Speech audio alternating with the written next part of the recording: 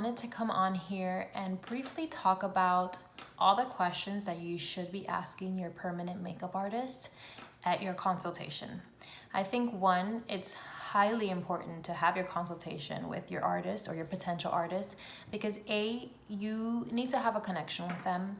It's important for them to examine your skin, to discuss your skin type, and that way your expectations can be managed a bit more because some skin types may or may not be a candidate for microblading, and that's something you should know before you actually go into the procedure. So I think it's very important to first have a consultation, get all your questions answered. Your artist should have questions for you, and to determine whether you're even a candidate for microblading, which is a possibility, but most artists do have other options for you. Maybe you're more of a candidate for a combo brow or a powder brow. So there are other beautiful options that they can still give you to produce beautiful results that aren't necessarily microblading if you're not a candidate, okay? So let's get into some of the questions that you should be asking your artist when you come in for your consultation. First, ask about the tools they use. We should all be using disposable tools. I say this all the time. This is permanent makeup. We deal with not a lot of blood, very small amounts of blood, but we're still dealing with blood. There are possibilities of cross-contamination, bloodborne pathogens, all these type of things. I think using disposable tools is always the best option. I use disposable tools, and I think every artist should be using disposable tools unless they have the equipment to really sanitize, like really medical grade autoclaves to sanitize these microblading pens that we use. So just make sure that they do use disposable tools, have them show you. Before any artist starts your procedure, they should show you the blade.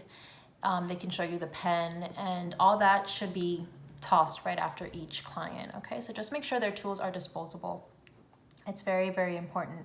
Check out their hygiene. Just make sure, even when they're doing their consultation, are they wearing gloves before they touch your face? Are they using alcohol to clean your brows, or what are they using to clean your brows? Are they just kind of like wiping it off with their fingers? And I don't know, I just think there should always be a level of hygiene even when when you're doing your consultations, because that can set the precedent for what you are to expect at your appointment. What pigments are they using? This is a really important one. I get a lot of calls, which is why I actually wanted to do this video. I get a lot of calls from clients that initially call.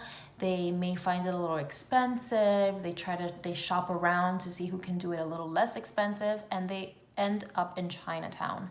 I'm not saying anything against any artist that may be microblading in Chinatown. I'm sure there's amazing artists out there, but there are those places that charge cheaper because, guys, they're using cheaper supplies. And so the pigments are probably pigments they shouldn't be using for permanent makeup.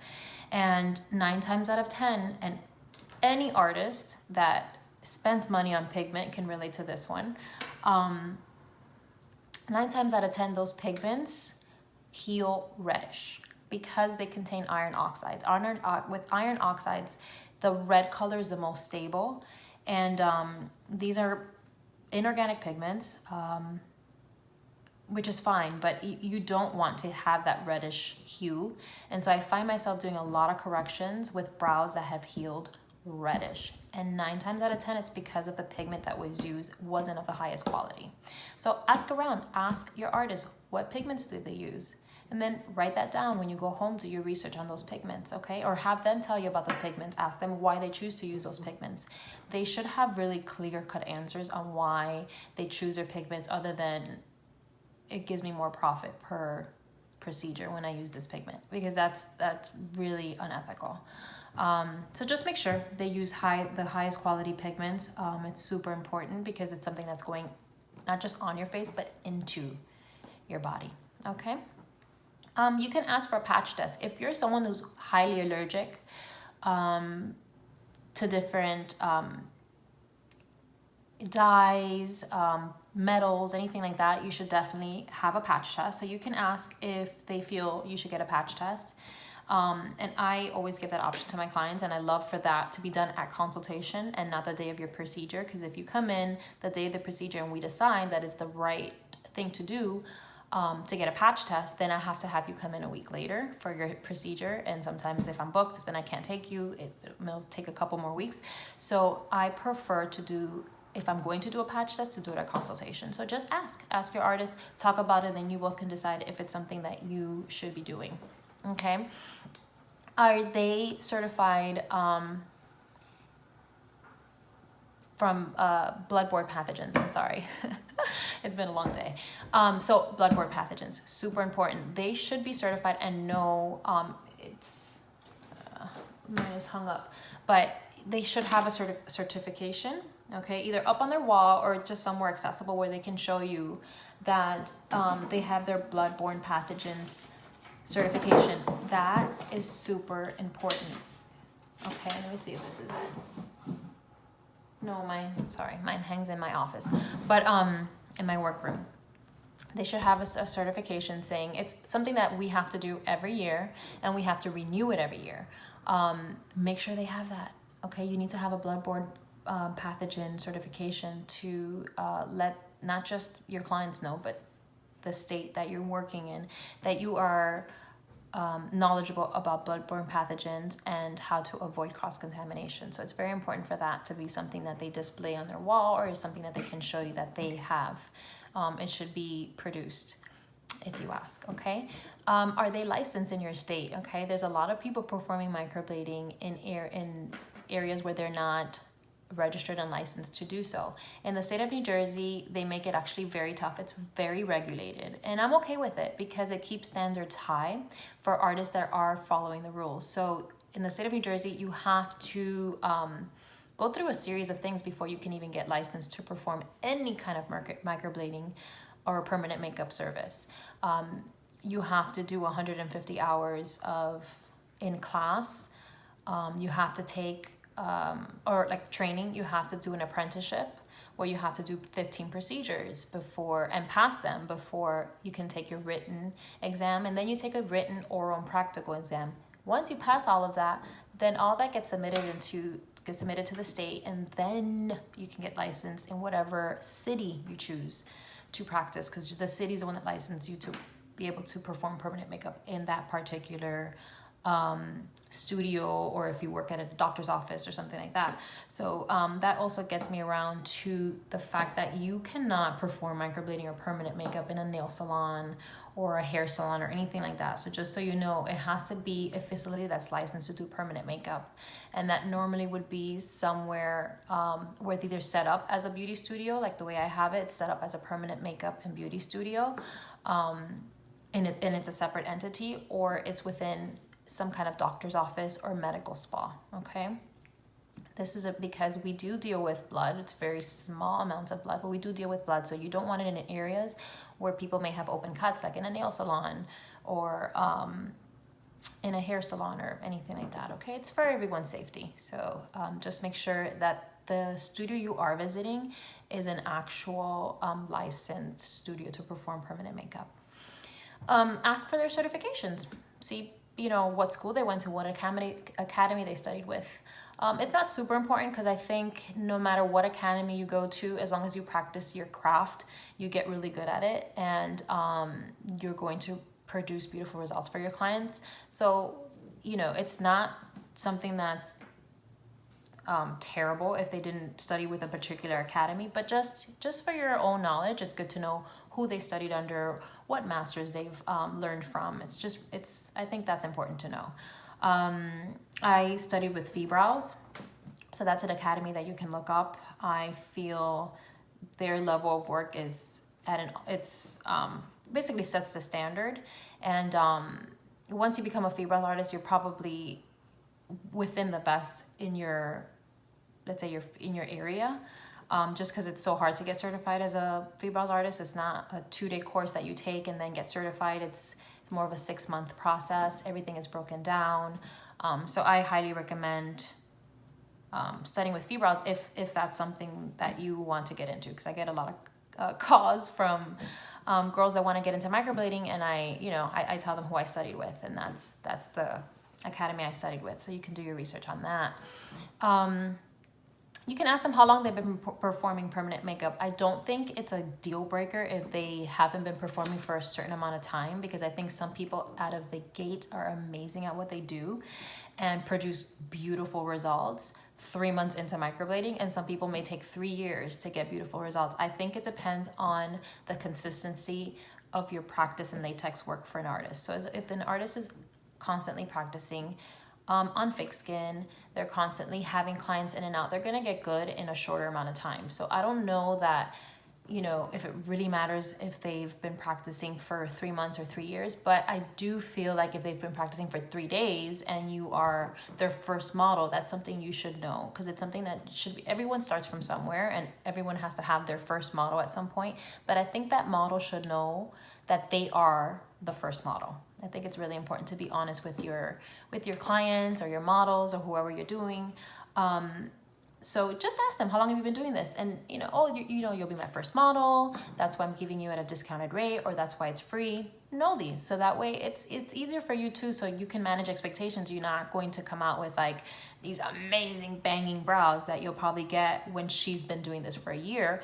But you know, as long as you both can speak about this, and she's honest with you or he's honest with you, then you can have a better understanding of your expectations. Okay, studio and comfortability. I think the studio or the area, the room, wherever the microblading or permanent makeup is being performed, it should be a nice, beautiful, sterile space. It should be clean. It should be comfortable, and it should be soothing and calming, because you're going to spend a good amount of hours in this studio. The first time you'll be there maybe 2 to 3 hours. The second time you'll be there for maybe an hour, and then you'll come back every year for about an hour and a half. So just make sure that you not just connect with your artist, but you also have an appreciation for the cleanliness of the studio. I think that's very important, and it's something that my clients tell me they appreciate a lot, is the fact that I really maintain my studio and I make sure that it's very clean for each client. My studio gets clean between each client. I give myself room between each client to prepare, okay, before the next client. And I prefer to do that than to have, you know, an influx of people coming in. I prefer to space them out so that I can prepare properly for each client. And that's another thing, you have to connect with your artist. So ask questions, see their personality, see if you like their energy. I think it's important for the artist to feel that you're the right client for them, and that the client feels you are the right artist for them. So it's a mutual understanding, and it's a mutual relationship. And a lot of my clients become my friends. I've gone to their kids' birthday parties, I've gone to dinner with them. Like, these are people that are in my life, and yes, they're clients, but some of them I really consider my friends, and I really appreciate each client because they're giving me their energy, they're giving me their time, they're trusting me with their face. So it's a mutual respect, and I think that's important to have with your artist. Pain management. Ask them, do they numb? Do they pre-numb? Do they not pre-numb? What numbing creams do they use? What numbing gels do they use? What I do is I use a pre-numb for before your procedure. You'll get numbed for 20 to 25 minutes, and that's to calm the area. Once the skin is open and I've been microblading, then I use a numbing gel. It literally takes 30 seconds to seep into the skin and to take effect. It's very effective, and I apply that as much as you need throughout the process. So all my clients, and I don't say like some of my clients, all my clients say that it's very manageable. It's not painful. If anything, it could be uncomfortable, like the same way it would be uncomfortable to get your brows plucked or threaded or anything like that. It's not, you know, super pleasant, but it's not anything that's painful. And a lot of my clients fall asleep or they don't feel anything at all. So I think that's important to ask your microblading artist, what they do to numb your skin. And some of them don't pre-numb, and that's fine too. I didn't pre-numb when I first started either. But with, you know, I've been doing this for a while now, and I know how to manage the skin so that I still get the same results whether I pre-numb or not. So I choose to pre-numb because I feel that my client's comfort is priority. Okay, ask them how long the process takes, right? I've had clients that come in and they say, you know, I have a hair appointment in 2 hours. How long is this gonna take? the first thing I tell them is you might want to cancel that hair appointment because I don't want to be rushed. This is something that's being done in your face, and I like to take my time. The mapping in itself can take a while sometimes, especially if someone's very asymmetrical.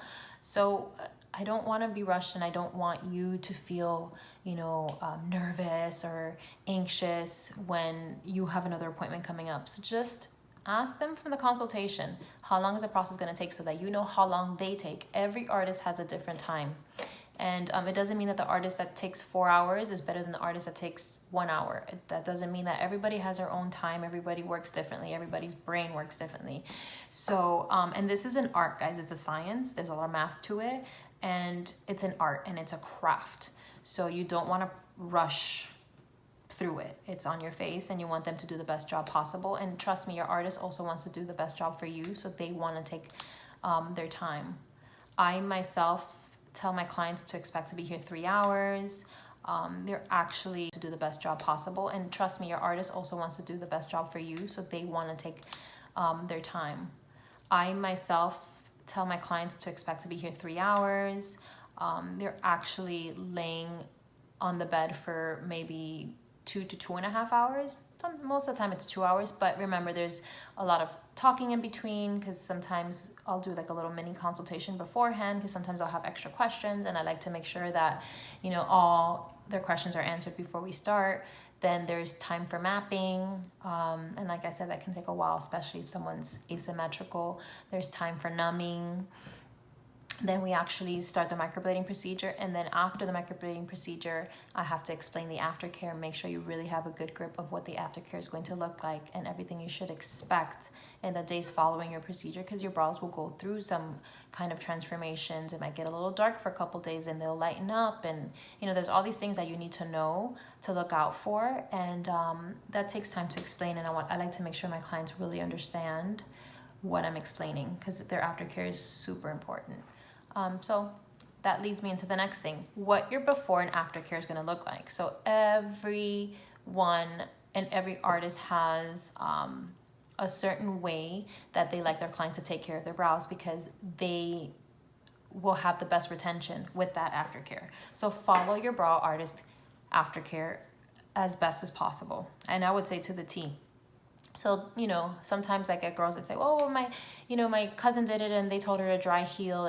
But that might be for the method that she uses. I don't know what technique she uses. I don't know what pigments she uses. I don't know what aftercare cream she uses. That may work for her and her situation.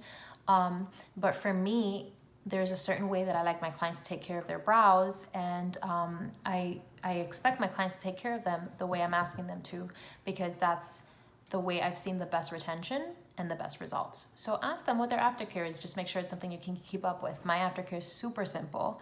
And clients normally actually never have had a problem with the aftercare, because I keep it very basic and very simple and very easy to follow. But no, you have to know beforehand what the aftercare is, because if your artist tells you can't be out in the sun, then you can't be out in the sun for weeks. So don't plan a vacation where you're going to be out on the beach, on a yacht, because it's going to affect the results of your microblading procedure. Okay, and find out what your before care is. Super important. This is why I like to do my consultations before clients come in to do their actual procedure, because then I can manage their expectations, tell them what I don't want them to take. You shouldn't be on any blood thinners, caffeine, vitamin E oil, fish oil, all that kind of stuff. So that's all something that I like to make sure they understand that they cannot do before their procedure. So all artists should have like a before care that you should be following. So ask them those questions and just make sure you connect. I think the most important thing is to connect with your artist. If they're honest with you, you should always be honest with them. Make sure that they know of any medications, and they'll ask you all these questions, but any medications, any allergies that you may have, all that needs to be spoken about before your appointment. Obviously, you cannot be pregnant or nursing. So these are all the things that will either qualify you or not qualify you to be a good candidate for microblading. But again, discuss this with your artist. Make sure you have that connection with them, and have fun, because it's such an amazing, life-changing thing. And I'm always so happy for my clients. I think I'm as excited for them as they are to get their procedure, because it's awesome. It's life-changing. Anyways, guys, I've taken enough of your time. I will speak to you later. Have a great day.